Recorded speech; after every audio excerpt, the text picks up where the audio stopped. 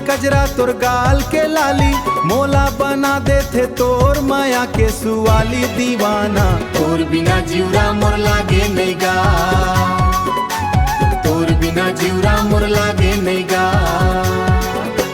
खेत के मेड़ माँ जब तैहा चलथस, जब तैहा चलथस, चूरी के खन खन माँ मनला मोहथस हास।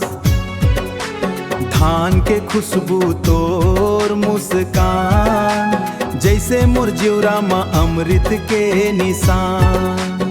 तैहा मोर किस्मत तै मोर जीने गानी, तोर संग जुड़ गे मोर हर कहानी।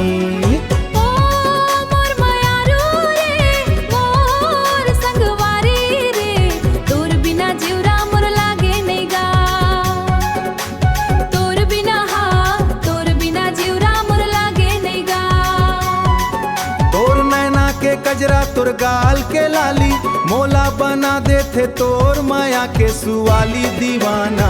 तोर बिना जिउरा मोर लागे नहीं गा, तोर बिना जिउरा मोर लागे नहीं।